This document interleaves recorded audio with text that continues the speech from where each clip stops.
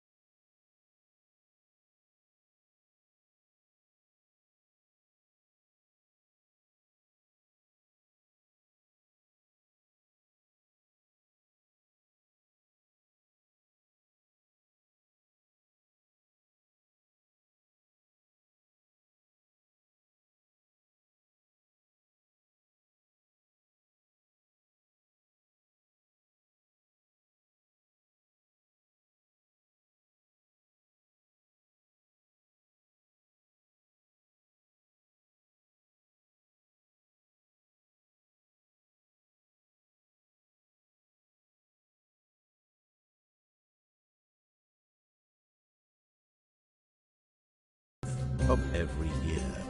And although others might have considered it soul-rending, Stanley relished every moment that the orders came in, as though he had been made exactly for this job. And Stanley was happy.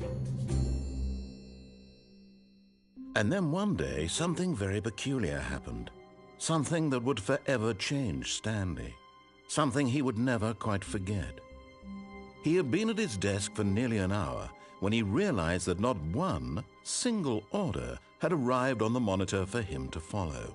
No one had showed up to give him instructions, call a meeting, or even say hi.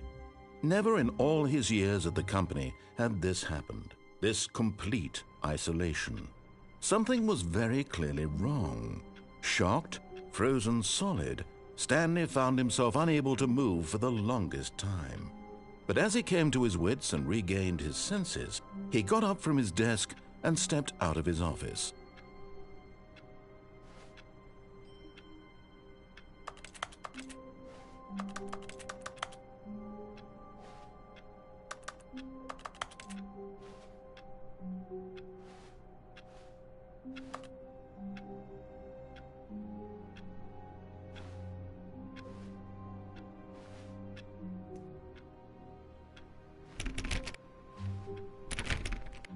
All of his co-workers were gone.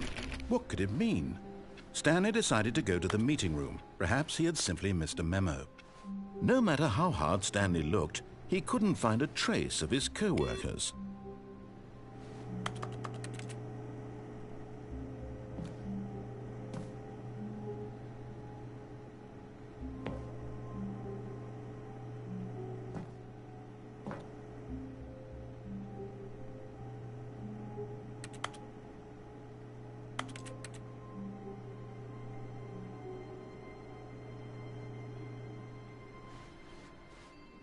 Stanley went around touching every little thing in the office, but it didn't make a single difference, nor did it advance the story in any way.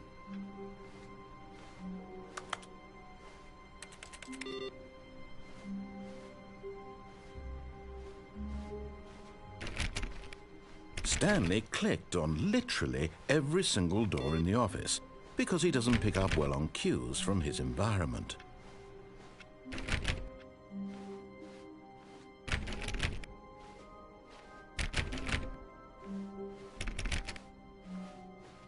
When Stanley came to a set of 2 open doors, he entered the door on his left.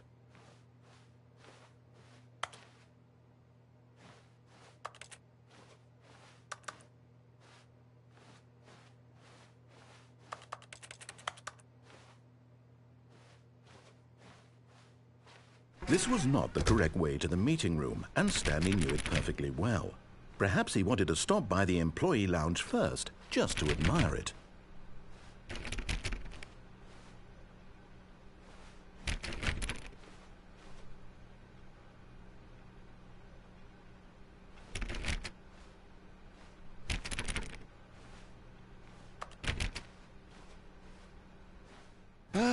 Yes, truly a room worth admiring. It had really been worth the detour after all, just to spend a few moments here in this immaculate, beautifully constructed room. Stanley simply stood here, drinking it all in.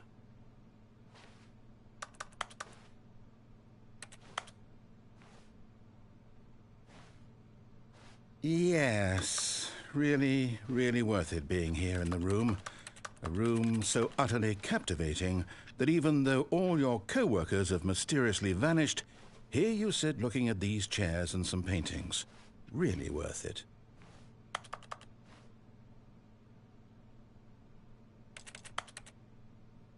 At this point, Stanley's obsession with this room bordered on creepy and reflected poorly on his overall personality. It's possible that this is why everyone left.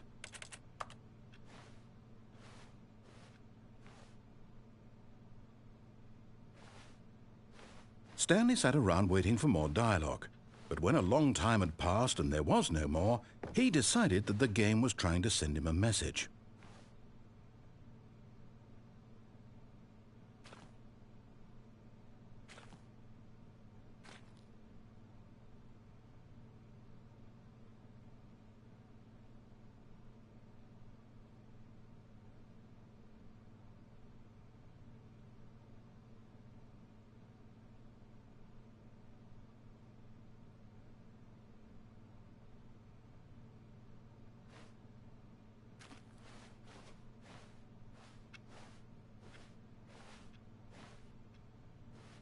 But at last, he'd had enough of the amazing room and took the first open door on his left to get back to business.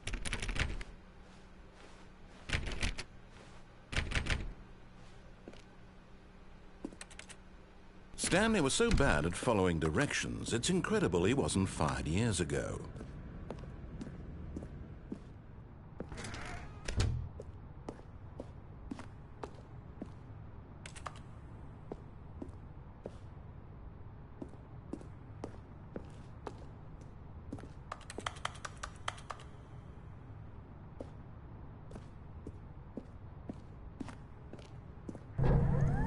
Look, Stanley, I think perhaps we've gotten off on the wrong foot here. I'm not your enemy, really. But in his eagerness to prove that he is in control of the story and no one gets to tell him what to do, Stanley leapt from the platform and plunged to his death. Good job, Stanley. Everyone thinks you are very powerful.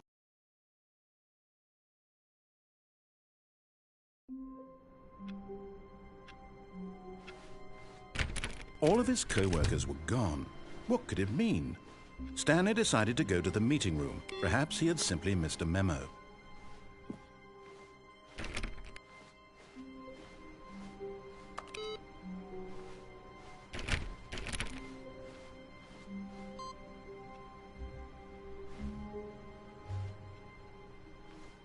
Stanley went around touching every little thing in the office, but it didn't make a single difference, nor did it advance the story in any way.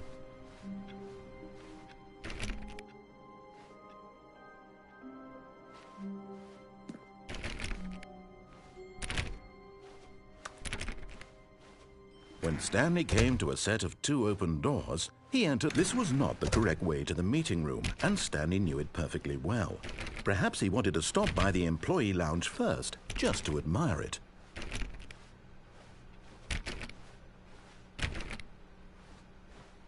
Wow. Yes, this room. What a beautiful room. What a gorgeous, gorgeous room. Thank goodness Stanley had taken this detour on his way to the meeting room. Life without having experienced this room was now too horrible even to consider.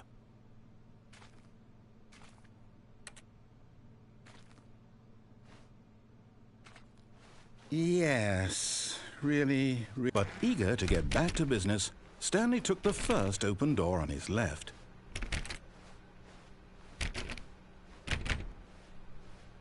Stanley was so bad at following directions, it's incredible he wasn't fired years ago.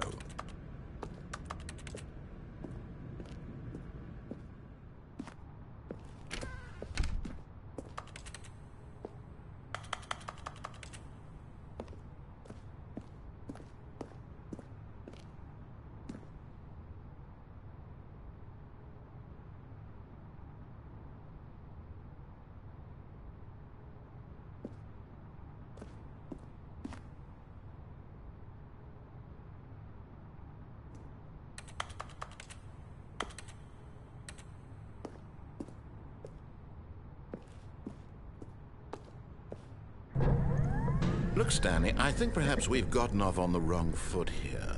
I'm not your enemy, really, I'm not. I realize that investing your trust in someone else can be difficult, but the fact is that the story has been about... What? Really? I was in the middle of something. Do you have zero consideration for others? Are you that convinced that I want something bad to happen to you? Why...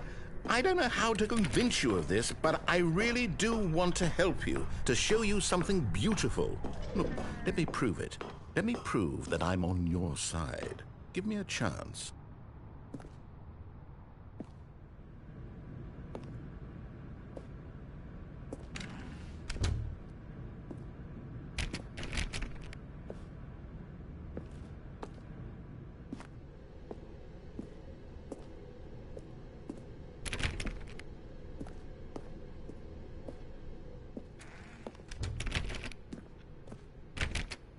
Now listen carefully, this is important.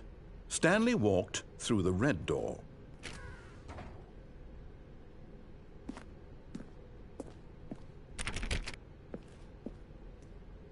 Aha, perhaps you misunderstood. Stanley walked through the red door. I still don't think we're communicating properly. Stanley walked through the red door. All right, fine, go ahead, Stanley. You want to know so badly what's out there? You want to find out what lies at the end of this road you've chosen? Well, don't let me stop you. You see? There's nothing here. I haven't even finished building this section of the map because you were never supposed to be here in the first place. Broken rooms, exposed developer textures. Is this what you had wanted? Was it worth ruining the entire story I had written out specifically for you? Do you not think I put a lot of time into that? Because I did. And in the end, it was all for nothing. Because this is what you wanted to see. Help me here, Stanley. Help elucidate these strange and unknowable desires of yours. What would have made this game better? What did you want to see? Vehicles? Skill trees? Work with me. You've given me absolutely nothing so far. Tell you what. Let me take a stab in the dark at a new design, and you can give me some feedback. There we go. A third option. This already feels leaps ahead of where we were before. Go ahead, Stanley. Take it for a spin.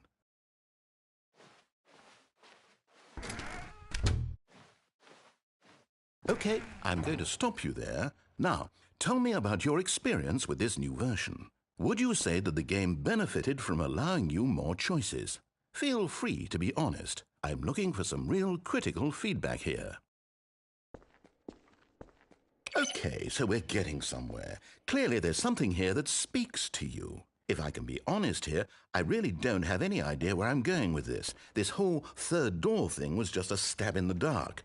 But I guess you're into it, so let's keep this party train rolling. Here, based on the data from your previous playthrough, I've compiled a new version. And to be perfectly candid, I think I've knocked it out of the park with this one. Let's take a look.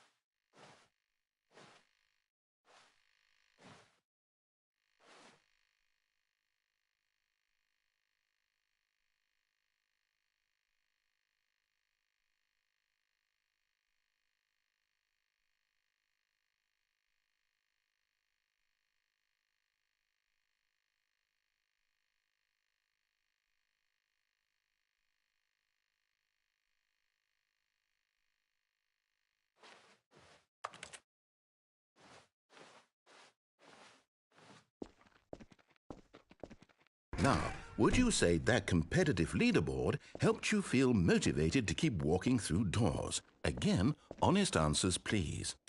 Hey, I nearly forgot. I've got a prototype of a new game I've been working on, and now would be a lovely opportunity to give it some playtesting. You wouldn't mind taking a look at it, would you? Perfect. Let me boot it up. In this game, the baby crawls left towards danger. You click the button to move him back to the right, and if he reaches the fire, you fail. It's a very meaningful game, all about the desperation and tedium of endlessly confronting the demands of family life. I think the art world will really take notice. But of course, the message of the game only becomes clear once you've been playing it for about 4 hours. So why don't you give it 4 hours of play to make sure it's effective? Be sure to keep notes on your experience.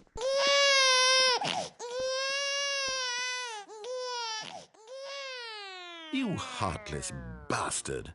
Did you do it because you hate babies or purely to spite me? Because if it's the latter, well, I don't know what to do. I'm completely out of ideas. I can't think of a single thing that might improve the experience for me. I'm not even going to try. I'm out, I'm done. It's over.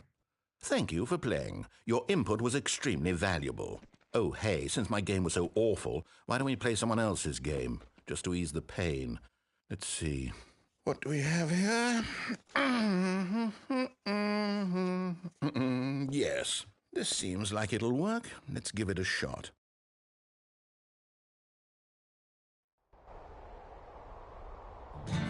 Aha! Fascinating. What do you think this game is about, Stanley? What's our backstory? What is our motivation? Well, it seems obvious to me that you are meant to play as a creepy man spying on innocent civilians below you from up high in your creep tower, perhaps for some sort of twisted erotic purpose. Yes, that must be it. What a fascinating venture into the experience of total mental depravity. So far, I love everything about this game, Stanley. And it seems there's even more. Come, let's venture outward and see what else is out there.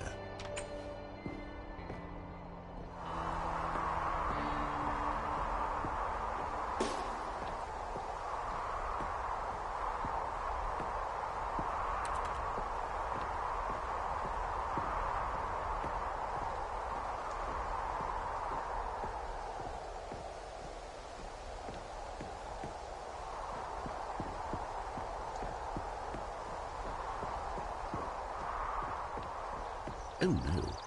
No, it can't be.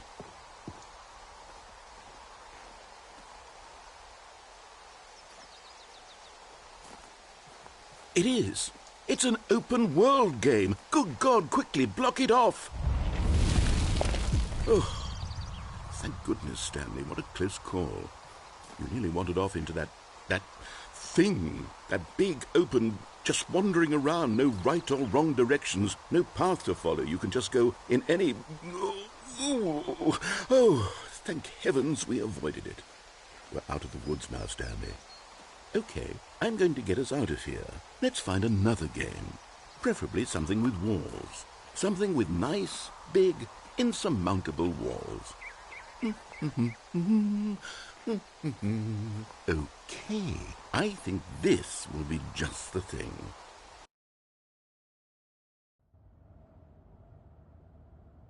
Wonderful. See, this is exactly what I had in mind. Just a nice big box for you to run around in. There isn't any possibility that you could get lost here. Now this is game design. Stanley, if you manage to get lost in this game, I will be phenomenally impressed. Okay, so what exactly do we do here? Let's see. There are lots of cars here in the back, but obviously there's no racetrack. Okay, I'm seeing that there's a ball of some kind back here. Is this game sports ball? Stanley, I think it's sports ball. Oh, what fun. We shall run the bases and do a touchdown together? Yes, I think surely we must. Okay, Stanley, here's the ball. Have fun.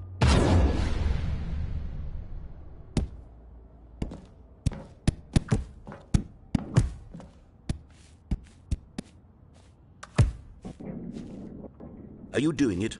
Are you winning? Is this fun? Is it better than my miserable little story that I worked so hard on? Stanley, I have a thought, and I realize I'm not a sportsologist, but if one ball generates a certain amount of raw adrenal pleasure, then surely multiple balls makes for an even more euphoric sports experience. I'm going to try it out. Here comes another ball. Yes! Oh goodness, that really does feel amazing, doesn't it?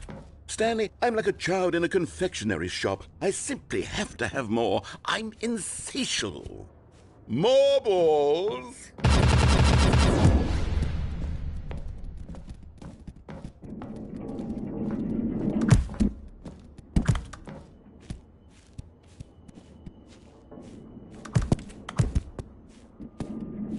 Are you enjoying this, Stanley? Are you having fun?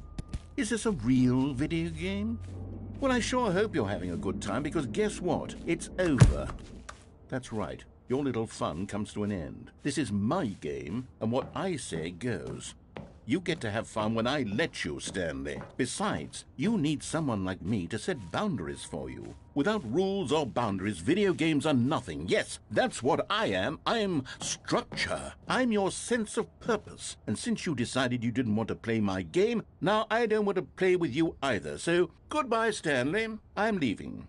See how you like it when I'm not around to set the rules. Somehow, I don't think you'll enjoy it as much. But who knows? You're an inventive kid. You'll come up with something. After all, you're the one who knows best. Take care, Stanley.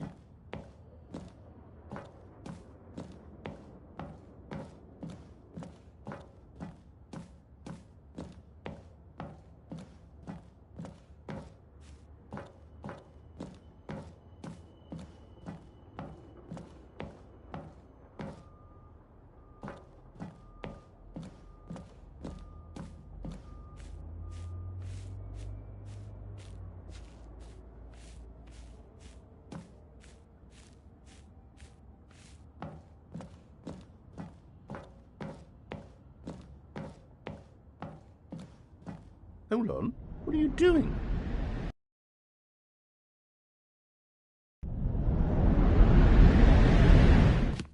Stanley, don't do that. I can't follow you there. I can't help you. How will you write a story without me? You can't do it. You know that. Stanley, come back.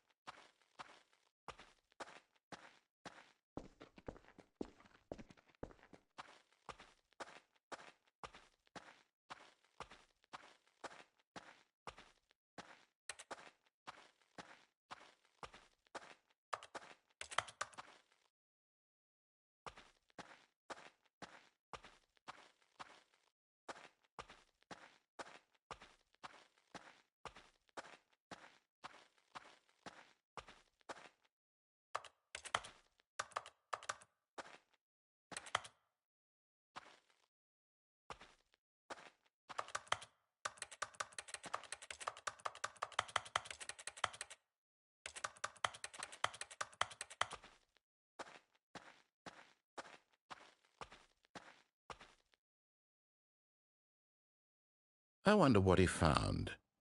If what he wanted was to be the leading man in his own story, well, perhaps he's gotten it, down in wherever he is right now. I wonder if he's happy with his choice, and if he's learned the heavy cost that comes with it. He'll understand soon what I was trying to tell him. He needs me. Someone who will wrap everything up at the end, to make sense out of the chaos and the fear and the confusion. That's who I am. That is what I mean to this world. Oh, yes. Yes, I'll be back. There's no other way. Once this ends, after it all comes to a close, then I'll be back. The end will be here soon. Very soon. I can wait.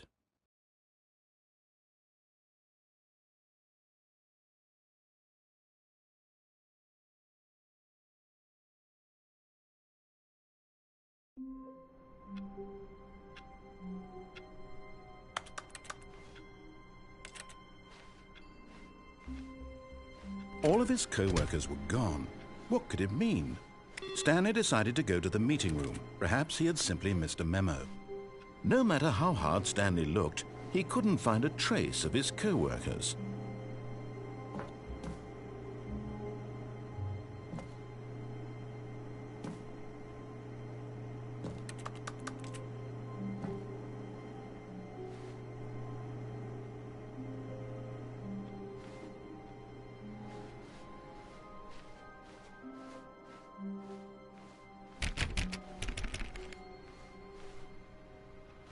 Stanley went around touching every little thing in the office, but it didn't make a single difference, nor did it advance the story in any way.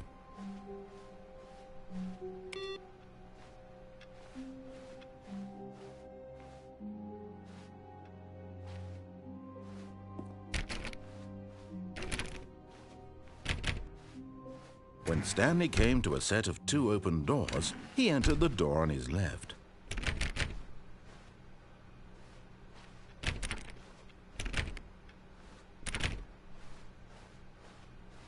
Yet there was not a single person here either. Feeling a wave of disbelief, Stanley decided to go up to his boss's office, hoping he might find an answer there.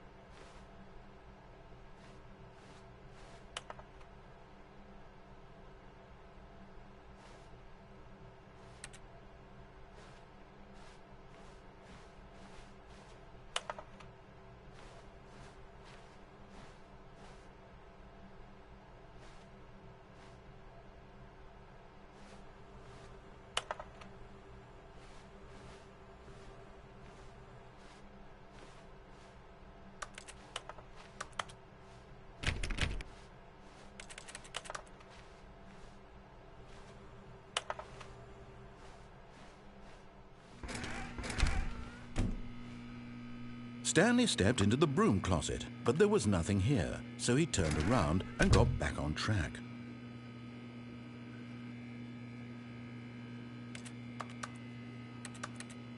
There was nothing here. No choice to make, no path to follow, just an empty broom closet. No reason to still be here.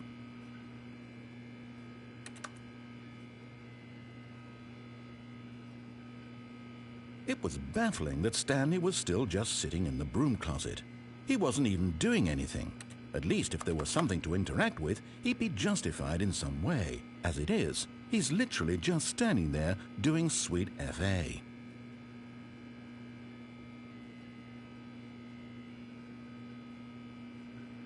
Are you really still in the broom closet?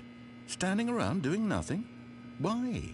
Please offer me some explanation here. I'm genuinely confused.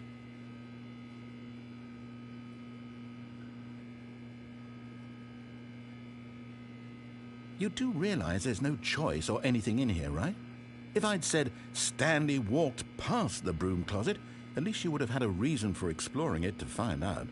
But it didn't even occur to me because literally this closet is of absolutely no significance to the story whatsoever.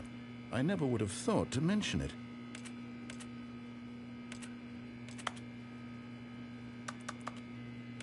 Maybe to you this is somehow its own branching path. Maybe when you go talk about this with your friends, you'll say, "Oh, did you get the broom closet ending? The broom closet ending was my favorite." I hope your friends find this concerning.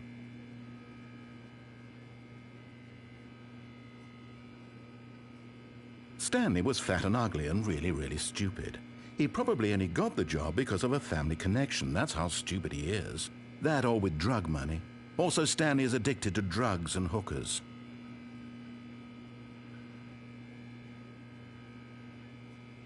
Well, I've come to a very definite conclusion about what's going on right now.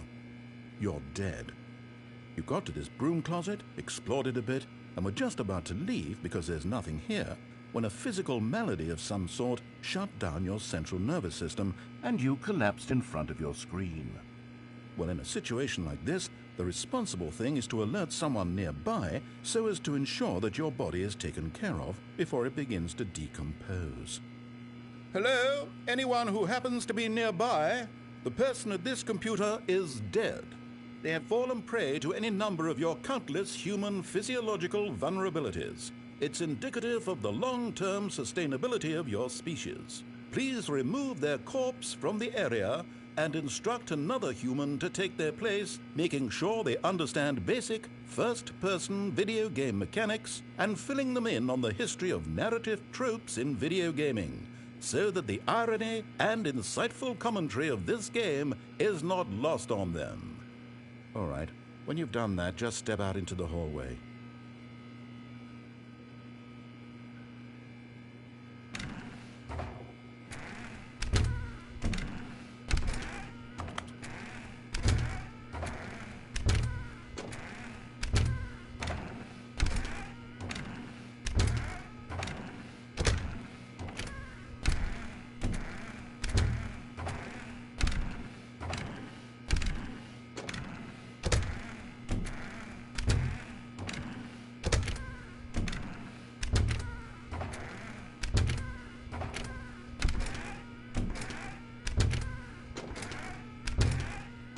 Ah, second player. It's good to have you on board. I guarantee you can't. Coming to a staircase, Stanley walked upstairs to his boss's office.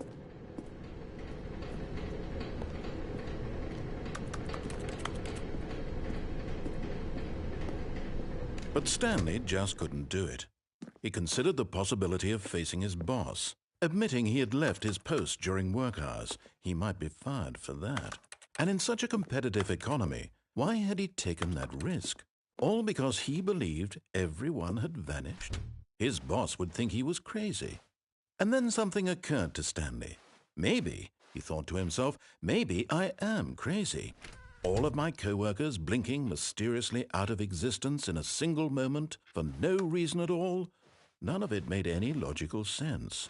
And as Stanley pondered this, he began to make other strange observations. For example, why couldn't he see his feet when he looked down? Why did doors close automatically behind him wherever he went? And for that matter, these rooms were starting to look pretty familiar. Were they simply repeating? No, Stanley said to himself, this is all too strange. This can't be real. And at last, he came to the conclusion that had been on the tip of his tongue. He just hadn't found the words for it. I'm dreaming, he yelled. This is all a dream. Oh, what a relief Stanley felt to have finally found an answer, an explanation. His co-workers weren't actually gone. He wasn't going to lose his job. He wasn't crazy after all. And he thought to himself, I suppose I'll wake up soon. I'll have to go back to my boring real-life job pushing buttons. I may as well enjoy this while I'm still lucid. So, he imagined himself flying and began to gently float above the ground. Then he imagined himself soaring through space on a magical starfield, and it too appeared. It was so much fun, and Stanley marveled that he had still not woken up. How was he remaining so lucid? And then perhaps the strangest question of them all entered Stanley's head. One he was amazed he hadn't asked himself sooner. Why is there a voice in my head dictating everything that I'm doing and thinking?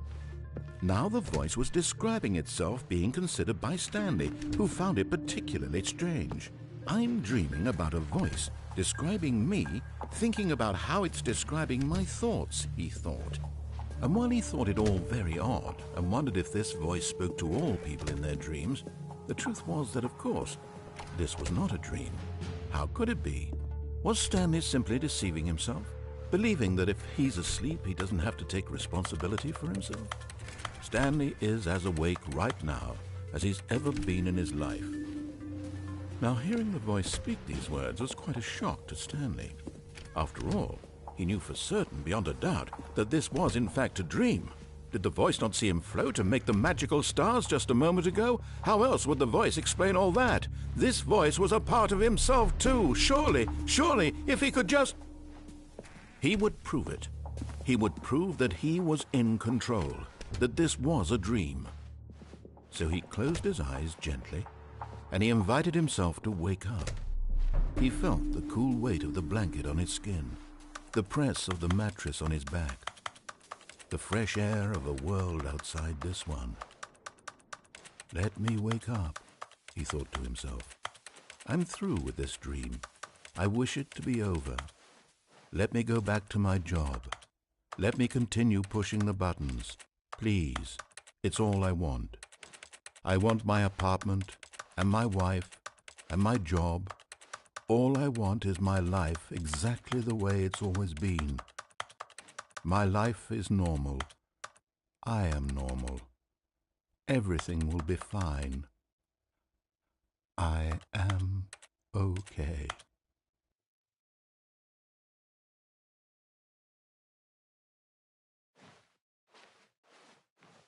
Stanley began screaming. Please, someone, wake me up. My name is Stanley. I have a boss. I have an office. I am real. Please, just someone tell me I am real. I must be real. I must be. Can anyone hear my voice? Who am I? Who am I? And everything went black.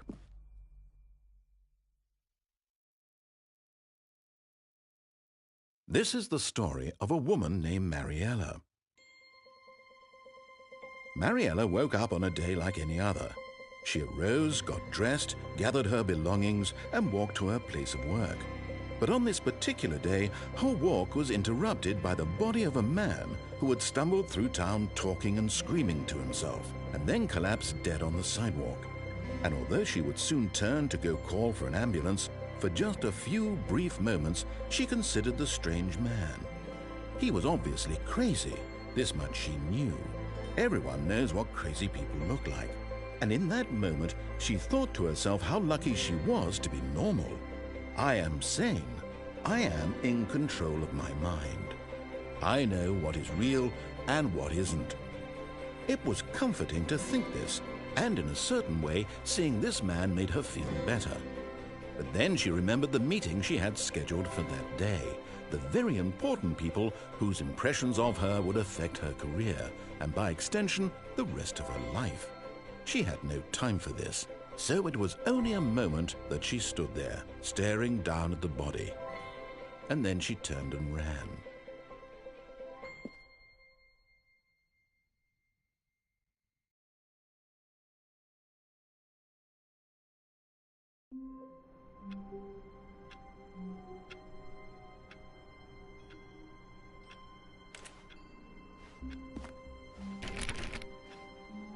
All of his co-workers were gone. What could it mean? Stanley decided to go to the meeting room. Perhaps he had simply missed a memo. No matter how hard Stanley looked, he couldn't find a trace of his co-workers.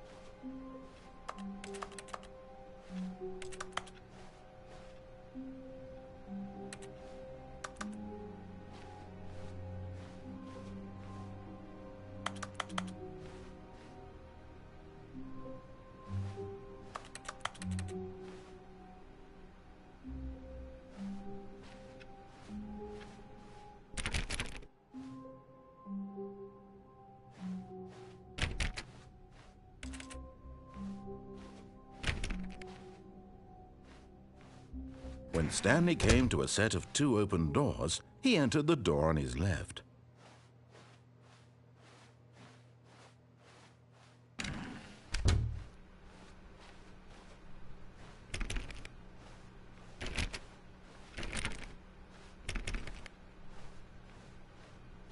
Yet there was not a single person here either. Feeling a wave of disbelief, Stanley decided to go, "Oh no, no, not again. I won't be part of this. I'm not going to encourage you. I'm not going to say anything at all. I'm just going to be patient and wait for you to finish whatever it is you enjoy doing so much in this room. Please take your time."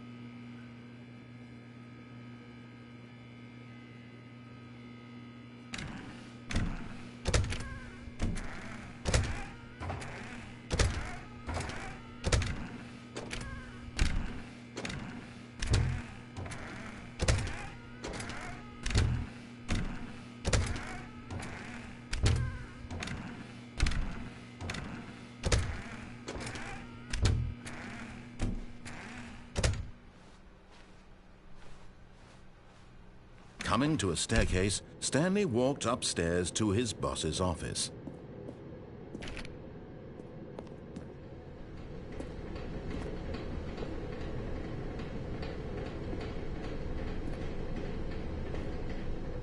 But Stanley just couldn't do it. He considered the possibility of facing his boss. Admitting he had left his post during work hours, he might be fired for that. And in such a competitive economy, why had he taken that risk? All because he believed everyone had vanished? His boss would think he was crazy. And then something occurred to Stanley. Maybe, he thought to himself, maybe I am crazy. All of my co-workers blinking mysteriously out of existence in a single moment for no reason at all? None of it made any logical sense. And as Stanley pondered this, he began to make other strange observations. For example, why couldn't he see his feet when he looked down?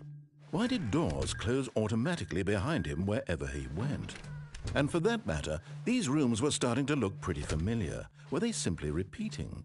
No, Stanley said to himself, this is all too strange. This can't be real.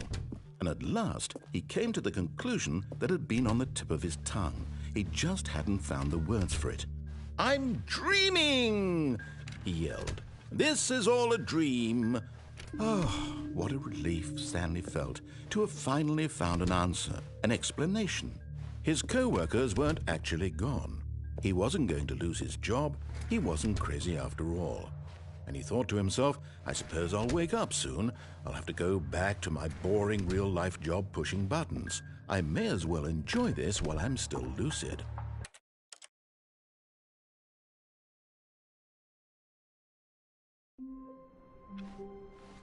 All of his co-workers were gone. What could it mean?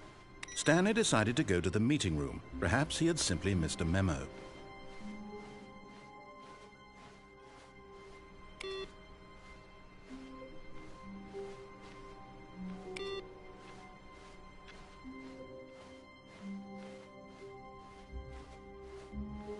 When Stanley came to a set of 2 open doors, this was not the correct way to the meeting room, and Stanley knew it perfectly well. Perhaps he wanted to stop by the employee lounge first, just to admire it. The lounge was sublime, a work of art.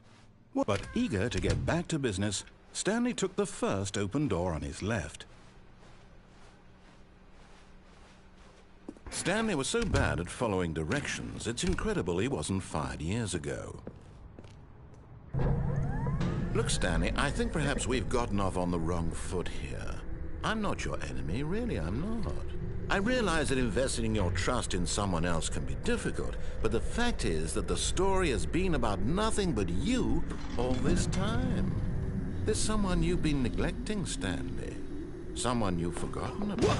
Really? I was in the middle of something. Do you have zero consideration for others? Are you that convinced that I want something bad to happen to you? Why, I don't know how to convince you of this, but I really do want to help you, to show you something beautiful. Look, let me prove it. Let me prove that I'm on your side. Give me a chance. Now listen carefully, this is important. Stanley walked through the red door. Aha, perhaps you misunderstood. Stanley walked through the red door. I still don't think we're communicating properly. Stanley walked through the red door. Oh, thank God you are willing to listen to me. Do you see that I really have wanted you to be happy all this time? The problem is all these choices. The two of us always trying to get somewhere that isn't here. Running and running and running, just the way you're doing right now.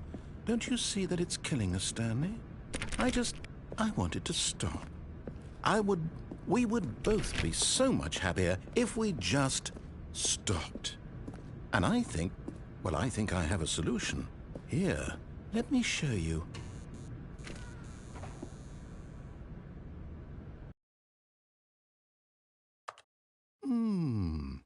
What do we want? What are we looking for?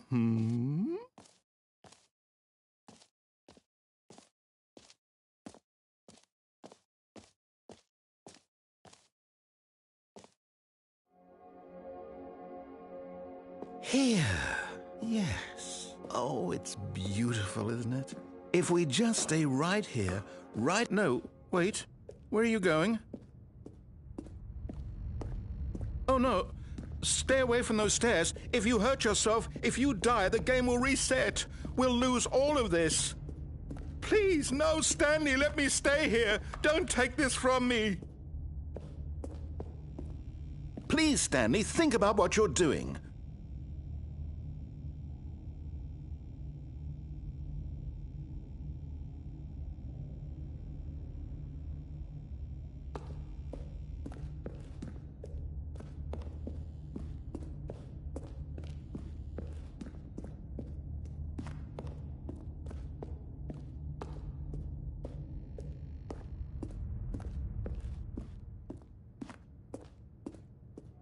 Good, good. We can't be too safe. Promise me you won't go back there. Just stay here.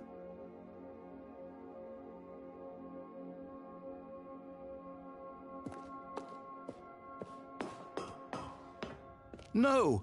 What did we talk about? You're risking everything we achieved here. You heard me before, didn't you? You will die! What about this isn't getting through to you?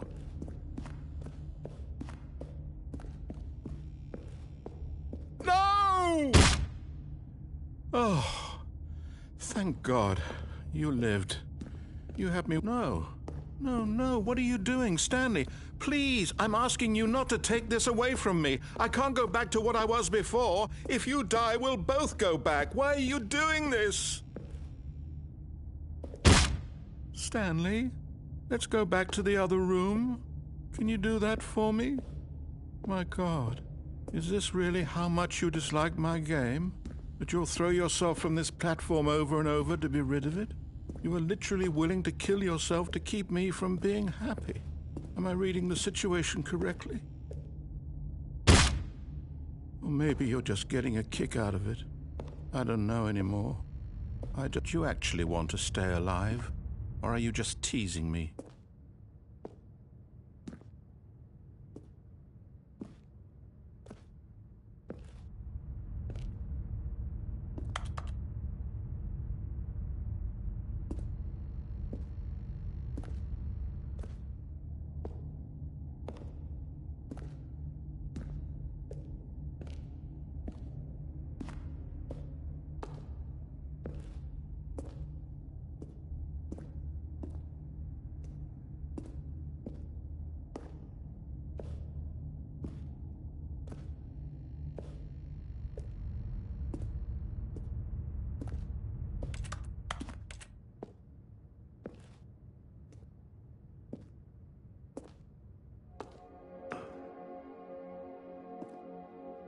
I wanted us to be happy here, Stanley. I really did.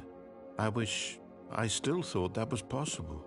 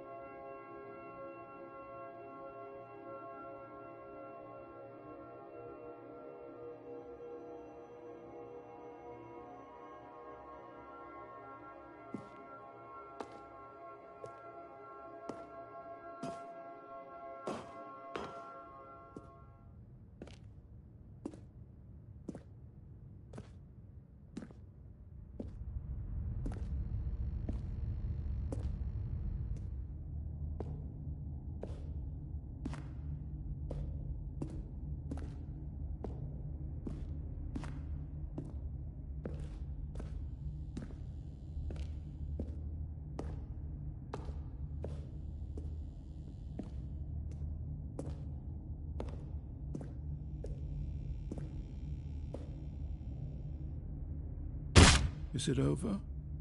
It's going to restart, isn't it? I'm going back.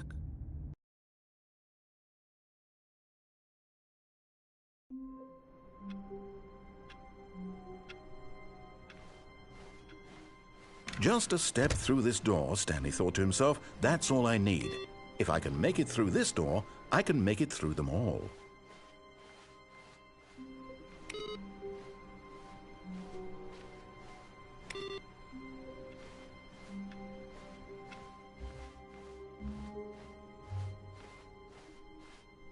When Stanley came to a set of 2 open doors, this was not the correct way to the meeting room, and Stanley knew it perfectly well.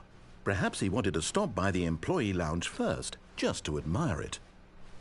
Standing now in this incredible room, Stanley for the first time understood true happiness. Then the feeling went away, and he felt sad again. But eager to get back to business, Stanley took the first open door on his left. Stanley was so bad at following directions, it's incredible he wasn't fired years ago. Look, Stanley, I think perhaps we've gotten off on the wrong foot here.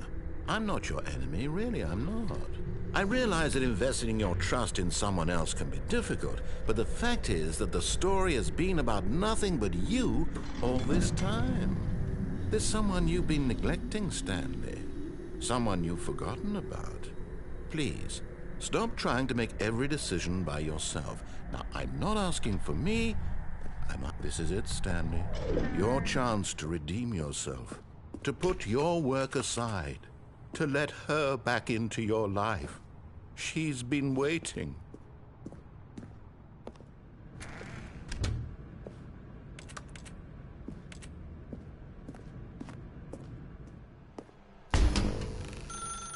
That's her, Stanley. You need to be the one to do this. To reach out to her. If you...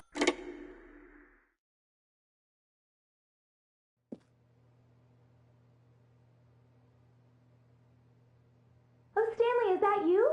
Hold on, sweetie. Sorry to keep you waiting. I'm just pulling the bread out of the oven. All right. Okay, there we go. All right, now, I want you to come in and tell me all about your day. Gotcha. Oh, come on. Did you actually think you had a loving wife who'd want to commit their life to you? I'm trying to make a point here, Stanley. I'm trying to get you to see something. Come inside. Let me show you what's really going on here. Sorry, but you're in my story now.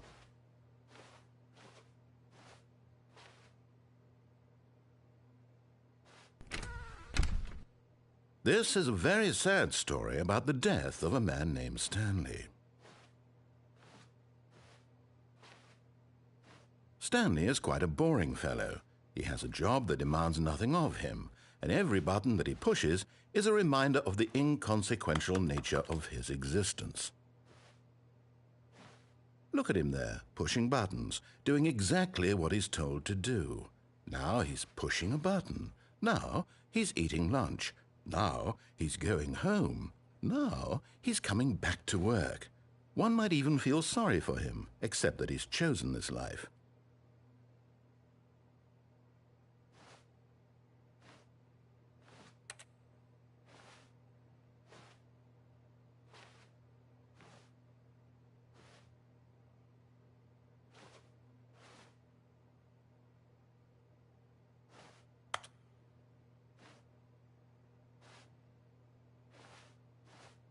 But in his mind, he can go on fantastic adventures. From behind his desk, Stanley dreamed of wild expeditions into the unknown, fantastic discoveries of new lands. It was wonderful, and each day that he returned to work was a reminder that none of it would ever happen to him. And so he began to fantasize about his own job. First, he imagined that one day while at work, he stepped up from his desk to realize that all of his co-workers, his boss, everyone in the building had suddenly vanished off the face of the earth. The thought excited him terribly.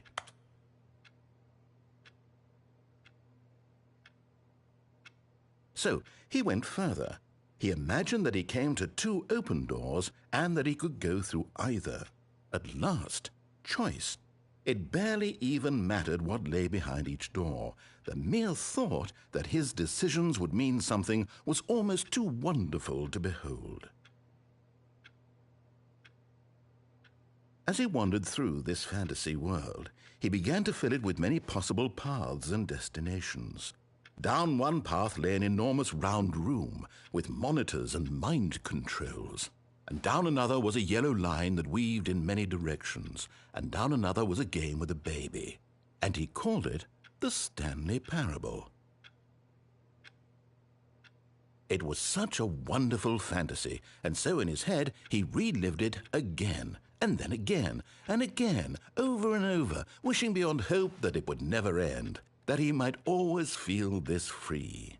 Surely there's an answer down some new path, mustn't there be? Perhaps if he played just one more time.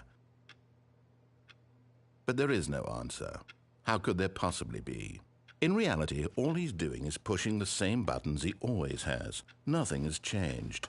The longer he spends here, the more invested he gets, the more he forgets which life is the real one. And I'm trying to tell him this, that in this world he can never be anything but an observer, that as long as he remains here, he's slowly killing himself. But he won't listen to me. He won't stop. Here, watch this.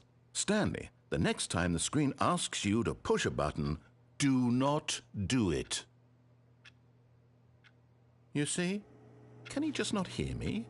How can I tell him in a way that he'll understand that every second he remains here, he's electing to kill himself? How can I get him to see what I see? How can I make him look at himself?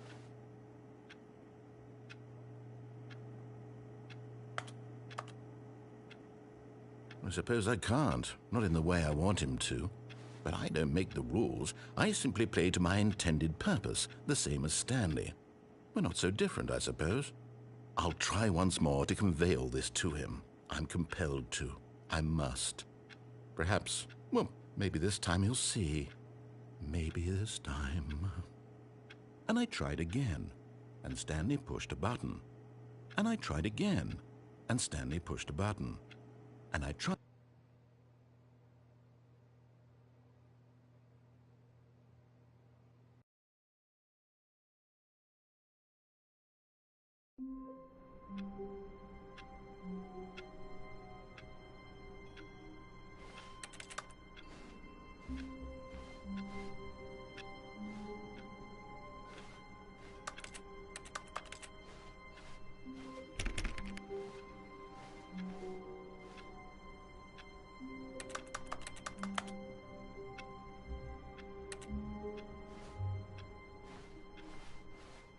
Already this was uncomfortable, and Stanley decided that as soon as he found a new space he felt safe in, that he would never leave it again in his life.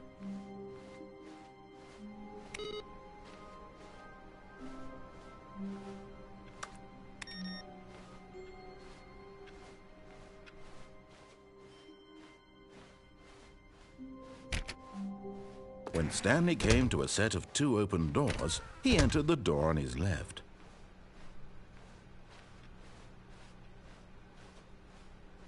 Yet there was not a single person here either. Feeling a wave of disbelief, Stanley decided to go up to his boss's office, hoping he might find an answer there.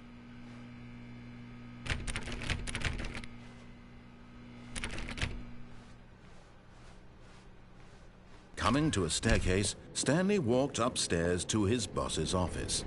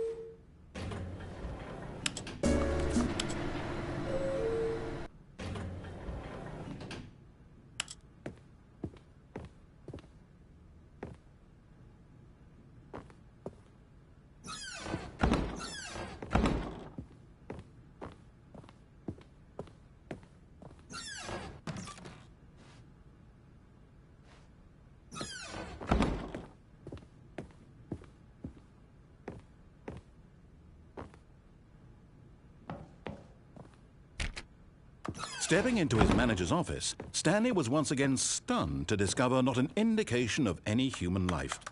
Shocked, unraveled, Stanley wondered in disbelief who orchestrated this. What dark secret was being held from him? What he could not have known was that the keypad behind the boss's desk guarded the terrible truth that his boss had been keeping from him. And so the boss had assigned it an extra secret PIN number, 2845.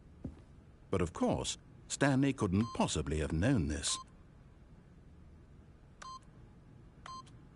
Yet incredibly, by simply pushing random buttons on the keypad, Stanley happened to input the correct code by sheer luck. Amazing. He stepped into the newly opened passageway.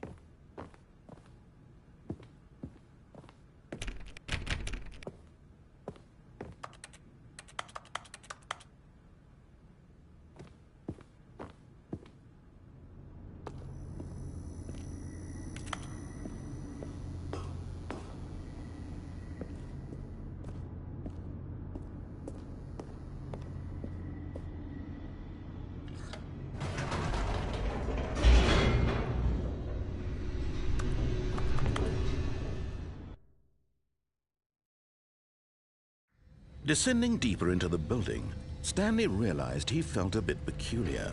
It was a stirring of emotion in his chest, as though he felt more free to think for himself, to question the nature of his job. Why did he feel this now, when for years it had never occurred to him? This question would not go unanswered for long.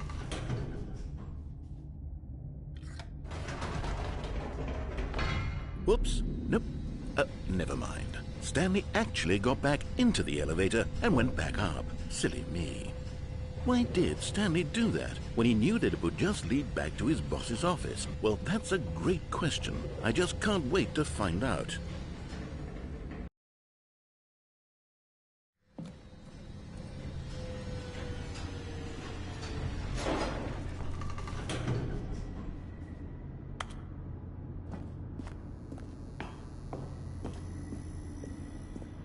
Here we are, Stanley. It's your boss's office. Exactly the way it was before you got onto the elevator.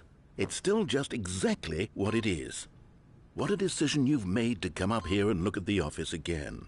This has fleshed out the plot of the story in new and fascinating ways I could have never anticipated. It's that keen eye for storytelling that you have, an incisive rapid fire of critical plot points, one after the other, weaving a rich tapestry of uncompromising narrative. Wow!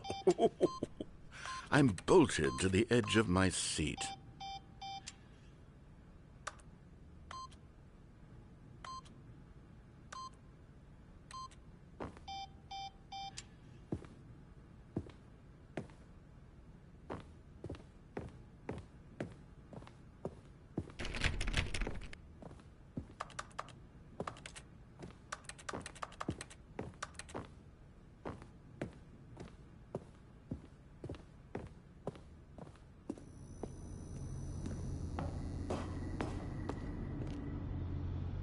Incredible.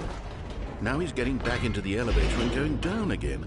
Ladies and gentlemen, how does he keep coming up with all of this?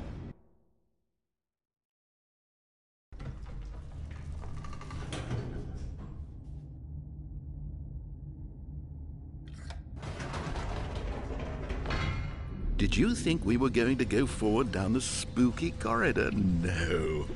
It's time once again to go back up in the elevator. I can't even begin to grapple with what might be up there. Is it the boss's office again?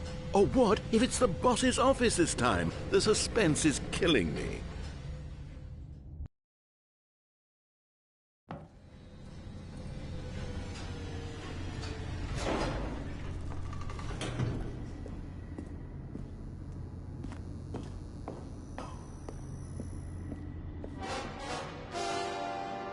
Oh my God. It's the boss's office. This absolutely changes everything for me. Give me a timeout here for a minute while I process this.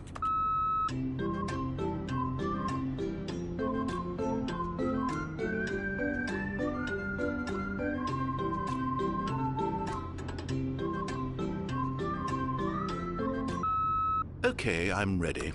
I'm prepared to embrace this stunning revelation and to move forward with... No! No, wait! No! I need more time to process.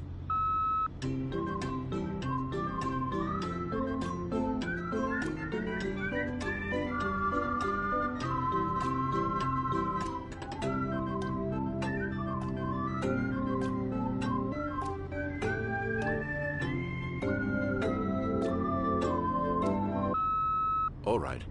I have fully come to terms with it. Of course. Going back down in the elevator. How did I not anticipate it? I mean, sure, now it's obvious, but you have to understand that 30 seconds ago, this kind of thing had never been attempted before. I had no frame of reference to even anticipate it. That's just how revelatory Stanley's decision-making is. A breath of fresh air in a landscape of storytelling that has grown stale and repetitive.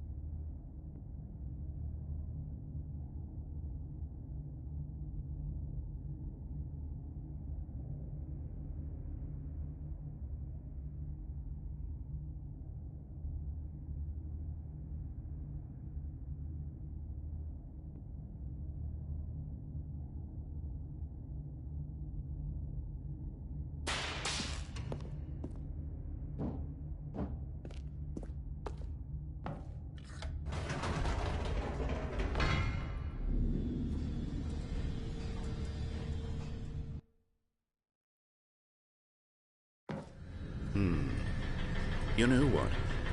I've just thought of something. Hold on, let's stop for a moment. Don't you realize? It's the anticipation, Stanley. You and I, we have no way of knowing what will be at the top of this elevator. But the suspense, the agony of waiting and anticipating and having to guess, that's the real thrill. Oh, I simply don't want to let that feeling go. It's so precious, so fleeting. Why don't we take this elevator ride nice and slow? There we go. Isn't this so much more exciting? You know, Stanley, it seems like nowadays the only thing that audiences want is to be shocked as loudly and frequently as possible. They want big, explosive moments flung right in their faces from the very moment that things get started. But where's the tension? Where's the trust in the audience to build a slow and nuanced appreciation for the story, the characters? Why aren't we given time to imagine the surprises, to have to think and to anticipate, and then to marvel at the eventual reveal? This is storytelling, Stanley. What you and I are doing right now. This is the most exciting narrative to be developed in years, and it's really all because of you. You're the one who took this bold step of revisiting the exact same locations over and over. Truly, I mean it. This is unique and different. It's not like anything else out there. You see, I want stories that surprise me, Stanley. I want to have to think. I want to be engaged and not pandered to. We're being fed such unimaginative drivel all the time, and we all know it, which is why we're so starved for content that makes us feel sharp and vital and alive. That's why people like you so much, Stanley, because you're not afraid to spit in the face of tradition. You're a role model, you know? People look up to you. Which is why, oh, I didn't know when to spring this on you, but, well, I've gathered a little press conference for you so that you can talk about your work and your storytelling and your life. Yes, I know you're not much for the public eye, but I thought it would especially mean a lot to the people who have been following you from the beginning. They really look up to you, Stanley. I don't know if you realize the impact you have on them. This is the kind of gesture that might leave a tremendous impact on them for the better. Oh, good, we're here.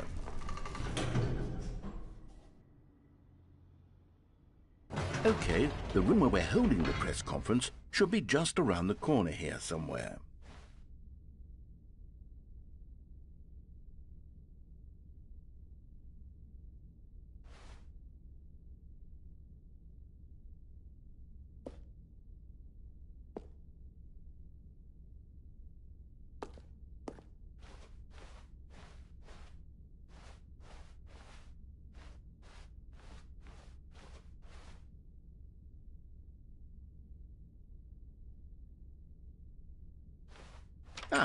Yes, here it is, just through this door.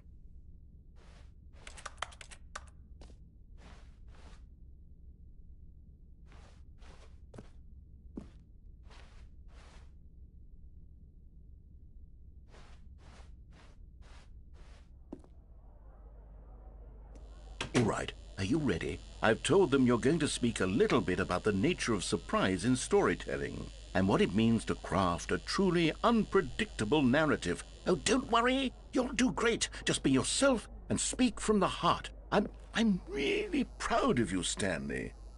Okay, it looks like they're ready for you. Go get 'em.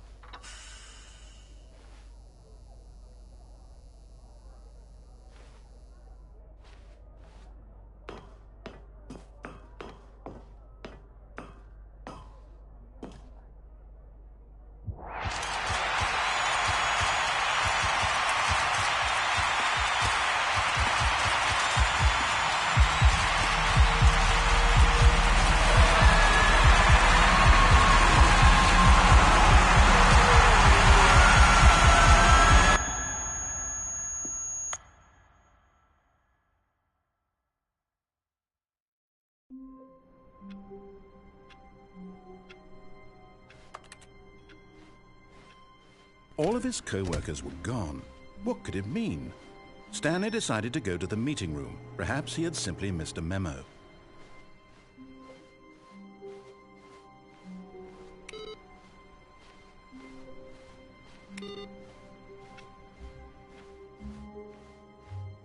Oh, new content?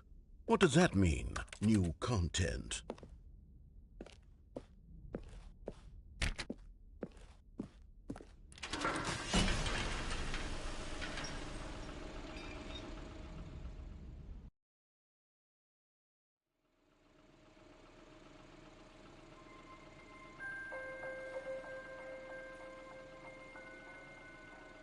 Hello, and thank you for playing the Stanley Parable Ultra Deluxe. As you may know, the Stanley Parable was a video game released in 2013 on home computers.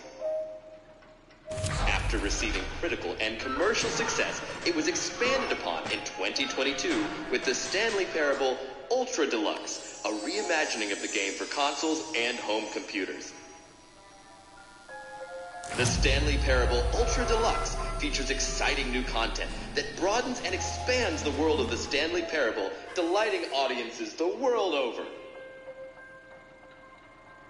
Please, step inside and see what thrilling new adventures await in the Stanley Parable Ultra Deluxe. Oh, well, this sounds delightful. I'm very excited to see the thrilling new Ultra Deluxe content.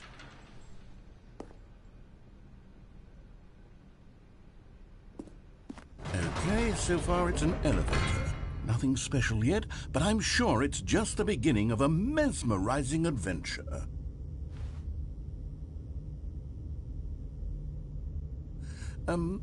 Is it broken? What's going on here?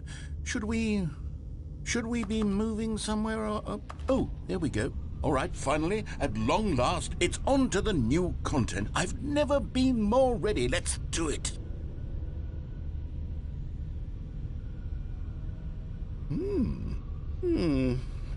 I have to say, initial impressions of Stanley Parable Ultra Deluxe, mostly tedious. It's as if the... Oh, okay. Let's see the content. Give me the content, Stanley. All right, let's see. It's the jump circle.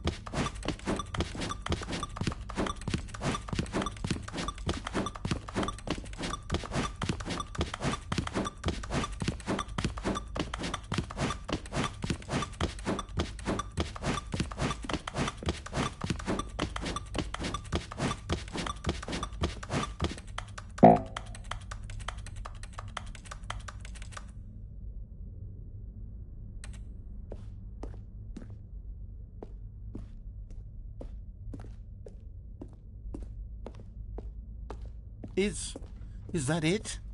Surely that's not all the new content. There has to be something else, right? Goodness, another elevator. Stanley, I have to say, Initial impressions of this game are not positive. It's just elevators and jumping.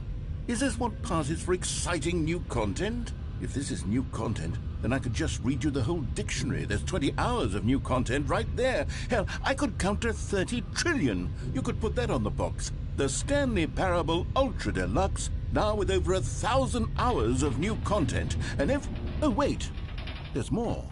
Very good. Yes. I knew there had to be something else. Let's see it. I'm ready for whatever it is.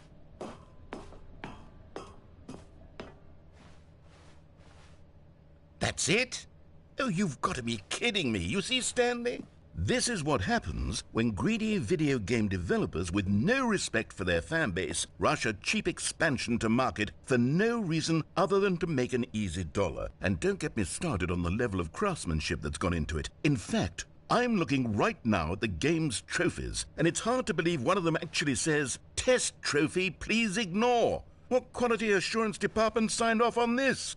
I'm infuriated and I'm offended, and I intend to find these people on Twitter and hold them personally accountable. It's my fault, Stanley.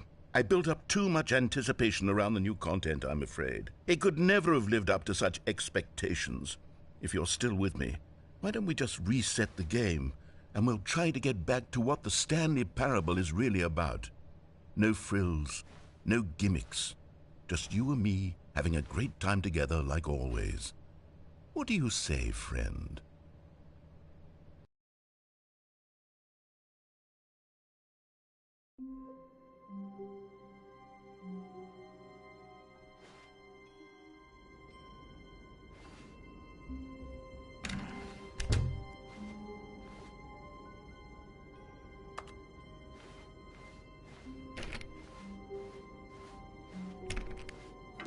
Psst!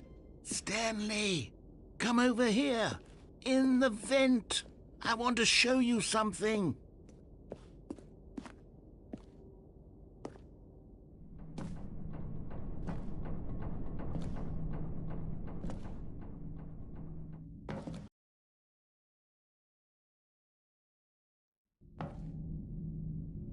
Okay, you remember how cheap and unsatisfying the new Ultra Deluxe content turned out to be? Well, it got me thinking about the past and how much better the Stanley Parable used to be. So I made something special and tucked it away here where the game's developers won't find it. Just our little secret. Take a look. I call it the Memory Zone. It's where I've been storing all my favorite memories so I can relive the peak experiences of my life whenever I want. Experiences like the launch of the Stanley Parable on PC.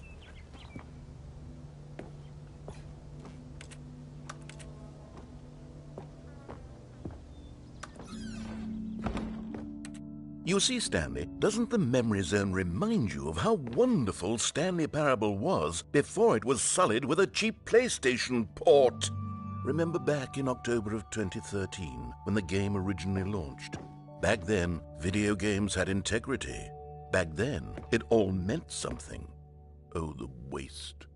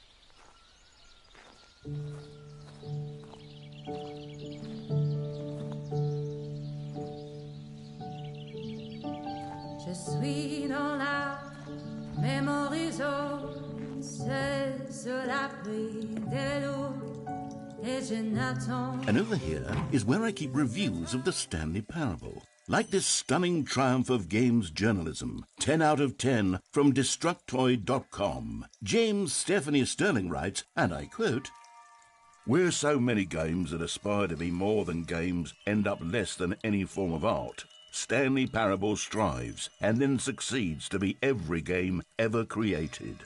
Did you hear that, Stanley? Every game ever created. That's how grand and all-encompassing the original Stanley Parable was. It was literally every game ever created. It was Skyrim, it was Persona 3, it was all of them, and now it's nothing. It's no games at all. It isn't even the Stanley Parable anymore. It's just a husk now, a lifeless husk with an hour of new elevator content.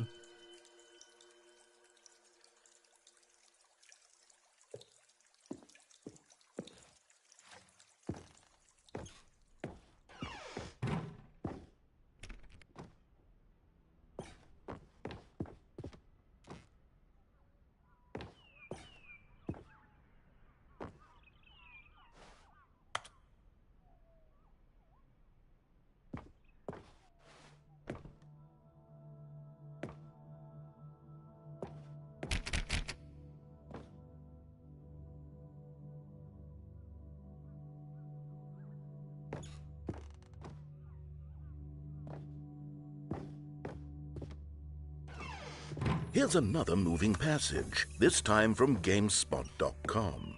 The Stanley Parable is both a richly stimulating commentary on the nature of choice in games and one that offers some of the most enjoyable, surprising, and rewarding choices I've ever been confronted with in a game. 9 out of 10. Don't you get it, Stanley? The game was perfect. It didn't need anything else. It didn't need new content. All they had to do was transport it in pristine condition along to the PlayStation. Boom, done. And they couldn't even do that. Couldn't resist the urge to go meddling with a beloved franchise.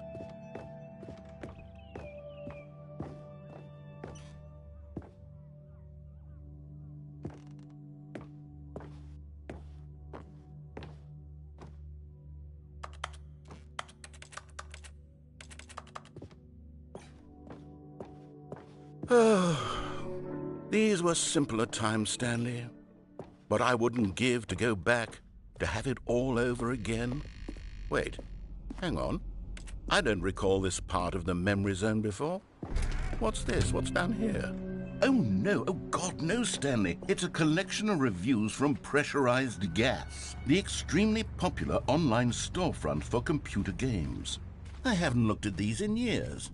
I can't even imagine what's been collecting down here. Surely these reviews were glowing as well, weren't they?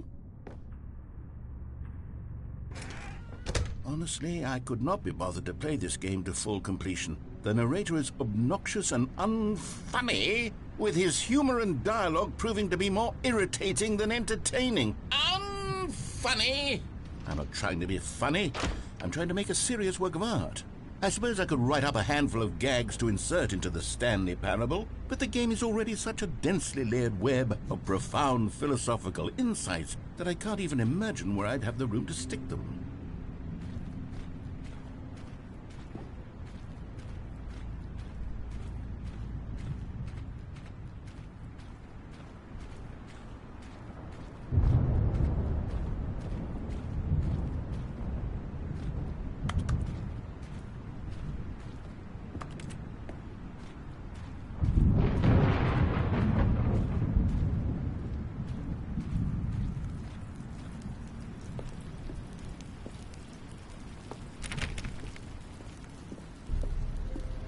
Okay, let's see what this one says.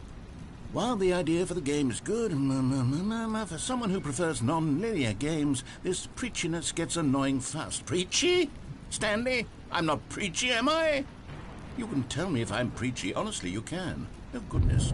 This is actually quite shocking for me. Well, to be honest, I had always thought of the game's dialogue as being rather terse to begin with. You can't know how much fluff I cut from the game to get it to feel as light and airy as it... Well, I always thought it did. but maybe it wasn't. Oh dear, what an awful memory to have to hold on to.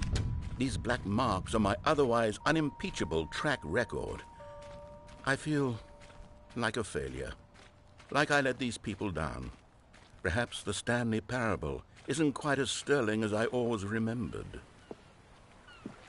What's this one got to say? You constantly have to stop doing anything so the narrator can catch up with his long-winded explanations of what's happening. I wish there was a skip button. A skip button? Well, yes. Yes, I think we can do that. If I'm truly too preachy, then maybe letting you skip ahead for just a moment, surely it couldn't hurt. Not if it means we can strike these negative reviews from the record. Only positive reviews of the Stanley Parable. That's my motto today, and it's always been my motto. I'd do anything for the customer, Stanley. Yes, a skip button we shall have.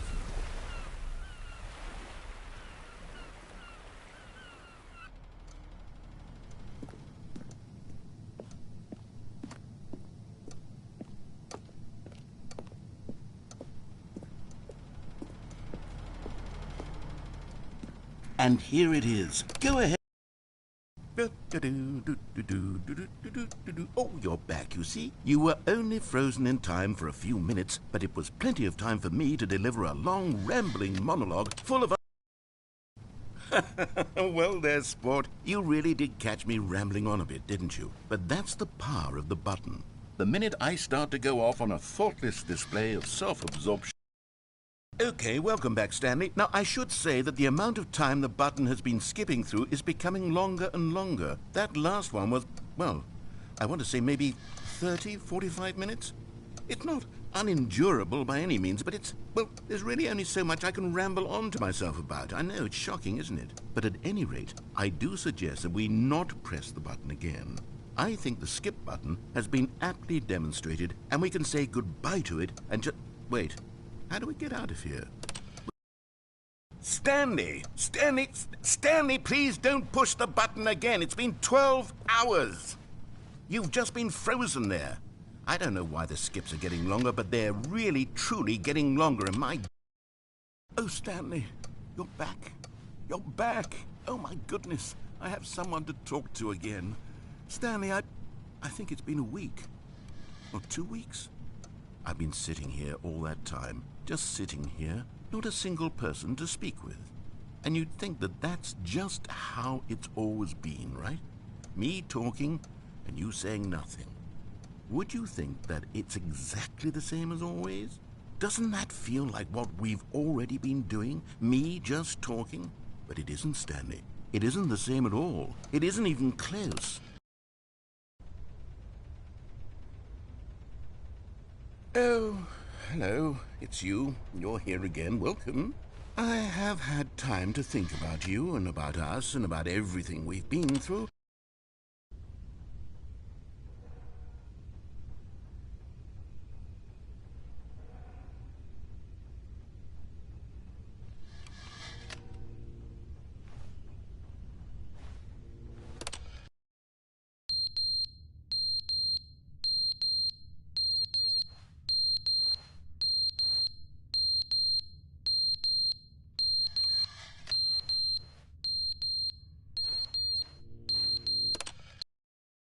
But they didn't understand the game was never meant to be funny. It was meant to have a point. It was meant to speak to the human condition. But where are the jokes? Where are the jokes? They bemoaned, they screamed, they gnashed their teeth and said, entertain us. It wasn't enough. They had to leave a...